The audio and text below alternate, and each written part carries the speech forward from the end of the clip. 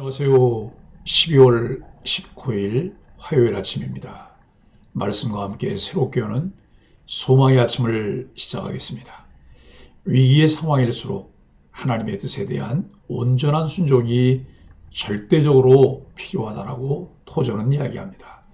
사무엘상 28장 1절로 14절까지 말씀을 본문으로 하여 위기 앞의 선택, 두려움을 통해 드러나는 믿음이라고 하는 주제로 함께 은혜를 나누기를 원합니다. 오늘 본문은 그때로 시작합니다. 이 표현은 새로운 이야기의 시작을 알리는 관용구입니다. 전장인 27장에서 소리한 다윗의 행동을 전제하며 새로운 이야기를 시작합니다. 블레셋이 싸우려고 진치자 사울도 온 이스라엘을 모아 진칩니다. 블레셋 군대를 보고 두려워진 사울은 하나님께 묻습니다. 하나님이 대답하시지 않으시자 그는 신접한 여인을 찾습니다. 변장한 사울은 신접한 여인에게 사울을 불러 올리게 합니다. 여인은 사무엘의 영을 보고서 사울을 알아봅니다. 사울은 수많은 전투를 성공적으로 치른 장수였습니다. 그런데도 블레셋과의 전투를 앞두고 그토록 두려워한 이유를 두 가지로 생각해 볼 수 있습니다. 첫째는 여호와께 버림받았다는 생각 때문입니다.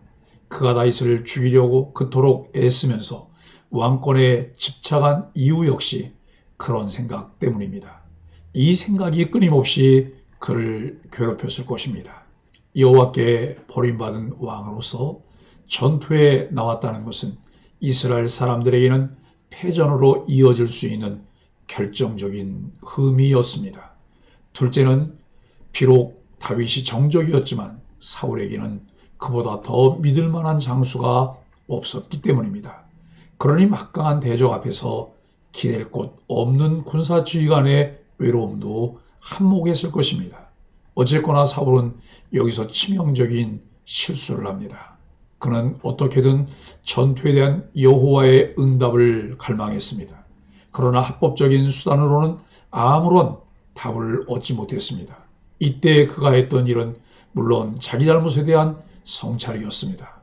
그러나 답을 얻고자 하는 과도한 집착으로 자기 손으로 금지했던 주소를 찾습니다. 그것도 죽은 사무엘을 불러내려고 했습니다.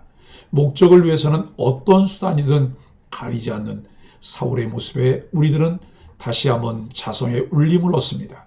하나님은 우리 마음의 두려움이라는 경보잔치를 주셨습니다.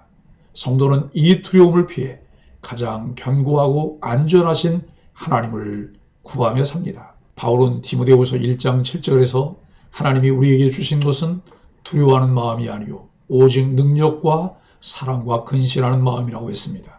사울은 블레셋으로 인해 큰 두려움을 느끼게 됩니다. 그가 어떤 길을 선택하는지를 보면서 두려움 앞에서 올바른 자세를 깨닫기를 바랍니다.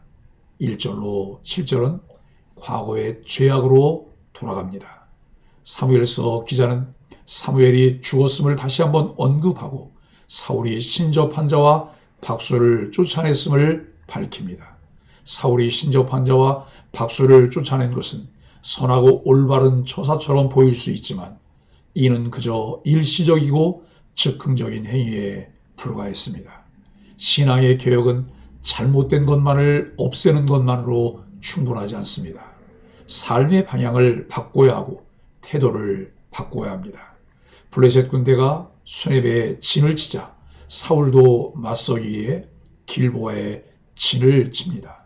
하지만 블레셋의 군대를 보는 순간 두려움이 엄습했고 그는 크게 떨었습니다.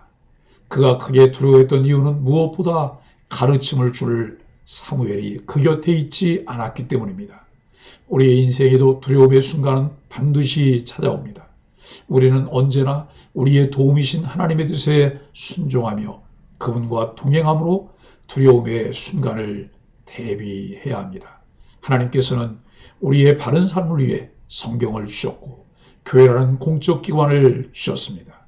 그리고 교회를 통해 하나님의 말씀을 배우고 확신할 수 있도록 목회자를 세우시고 그들을 통해 하나님의 말씀을 배울 수 있게 하셨습니다. 사울은 두려운 마음에 하나님의 뜻을 구했지만 하나님은 침묵하십니다. 사울은 꿈, 우림, 선지자 등 이스라엘이 전통적으로 사용하던 여러 가지 방법을 해보았지만 하나님이 응답하지 않으셨습니다. 하나님께서 사용하셨던 계시의 방법이 꿈이나 이적, 신의 현현, 제사장, 선지자들을 통해 말씀하시는 것이었습니다. 그래서 사울도 첫째 꿈이고 둘째 우림인데 이것은 제사장을 통해 신탁을 전달하는 방식이었습니다. 셋째 선지자였습니다. 그러나 다 실패했습니다. 사울은 결국 방법의 문제라고 생각하지만 방법의 문제가 아니라 관계와 순종의 문제입니다. 하나님은 우리에게 필요한 것을 무조건 주시는 요술지팡이가 아닙니다. 하나님은 우리와 친밀한 교제를 나누기 원하시고 그 가운데 하나님의 뜻을 밝히시고 사명으로 인도하십니다. 사울은 하나님의 응답을 얻는데 실패하자 신하들에게 신접한 여인을 찾으라고 지시합니다. 특히 나를 위하여 신접한 여인을 찾으라고 명합니다. 그는 하나님의 뜻을 물을 때도 같은 마음이었을 것입니다. 그는 철저히 자기중심적이었습니다. 하나님의 뜻을 구할 때 우리의 생각을 내려놓고 오직 순종하겠다는 마음으로 구해야 합니다. 8절로 14절은 혼란에 빠집니다. 사울은 변장하고서 신접한 여인을 찾아가서 자신이 말하는 사람을 불러내라고 요청합니다. 그러면서 하나님의 이름을 2번이나 언급하면서 신접한 여인에게 이 일로 벌을 받지 않을 것이라고 맹세합니다. 하나님이 금하신 행위를 지시하면서 하나님의 이름으로 맹세하는 모습은 그가 하나님께 버림받은 이유를 잘 보여줍니다. 사울은 마침내 신접한 여인을 통해 사무엘의 영을 불러냅니다. 하지만 사울이 영의 외모가 어떤지 묻고 신접한 여인이 대답하는 것을 볼 때 이것은 단지 신접한 여인 혼자서만 경험한 주술적 현상으로 볼 수 있습니다. 사울이 죽었을 때 의례적으로 신접한 자들을 내쫓았는데 이제 자신을 위해 신접한 여인을 찾아오라고 명령한 사울의 본문이 보여줍니다. 이로써 사울은 자기 모순과 자가당착에 빠져 지휘관으로서 권위를 잃어버립니다. 사울은 율법이 엄격히 금지하는 주술로라도 확신을 찾으려 집착했습니다.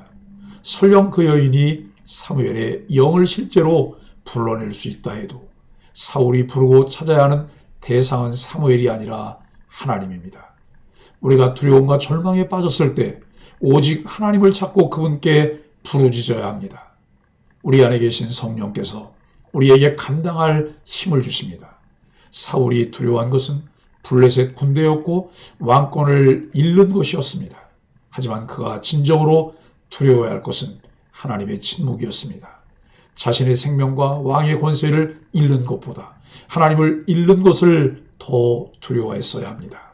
사랑하는 소망의 가족 여러분, 오직 하나님께 대한 거룩한 두려움으로 하나님 앞에서 두렵고 떨림으로 살아갈 수 있기를 간절히 바랍니다.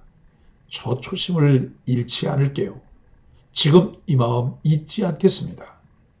우리는 주변에서 초심을 잃은 채 살아가는 사람들을 많이 봅니다. 하나님의 놀라운 기적을 체험하고 하나님의 역사를 자랑하던 사람들이 역사 속으로 쓸쓸하게 사라져가는 모습, 하나님의 영광이 가려지는 모습을 보면 참 마음이 아픕니다. 처음에 사울은 하나님이 보시기에 왕이 될 만한 사람이었습니다. 어쩌면 사울을 왕으로 세우셔서 이스라엘 민족을 구원하려고 하셨을지도 모릅니다. 그는 왕이 되고 승승장구했습니다. 그러던 어느 날 사울은 지금껏 자신이 이루어온 업적이 하나님이 아니라 자신의 것이라고 생각하기 시작했습니다. 아말렉과의 전쟁에서도 그는 자신을 이기게 하신 하나님의 흔적을 지웠습니다. 그리고 내가 살아온 삶의 흔적을 세워야겠다. 나를 위한 기념비를 세워야겠다고 결심했습니다. 이때부터 사울에게 문제가 생겼습니다. 삶에서 하나님의 흔적이 사라져 하나님과 멀어지게 됐고 하나님의 능력이 더 이상 그의 삶에서 나타나지 않았습니다. 사울은 하나님으로부터 버림을 받았습니다. 누구나 위기를 만날 수 있습니다. 이때 우왕좌왕하며 먼저 사람들에게 도움을 요청하는지 아니면 기도의 자리로 나아가 하나님께 간구하는지를 보면 진정 누구를 의지하는지를 알 수 있습니다. 우리의 삶의 주관자가 하나님이심을 인정하십시오. 문제를 가지고 하나님께 나아가십시오. 하나님께서 침묵하신다면 자신을 살피십시오. 그리고 말씀을 통해 우리에게 가르쳐 주시는 대로 그 말씀을 쫓아가십시오. 위기로 인한 두려움 가운데 조급하고 인간적인 선택이 아닌 성경적 가치를 따라 선택할 수 있는 지혜를 구하십시오. 늘 하나님 중심으로 사는 것을 사모하며 그 은혜 안에서 살아가는 소망의 가족들이 되기를 예수 그리스도의 이름으로 간절히 축복합니다. 함께 기도하겠습니다. 하나님, 어떤 방법으로도 하나님 응답을 받을 수 없는 영적 단절 상태가 얼마나 고통스러운지 깨닫습니다. 하나님의 임재만이 우리의 소망임을 알고 무엇보다 하나님 뜻을 구하며 살게 하여 주옵소서. 하나님을 대신할 수 없는 불완전한 것에 우리 인생을 맡기지 않도록 보호하여 주옵소서. 예수님의 이름으로 간절히 기도합니다. 아멘.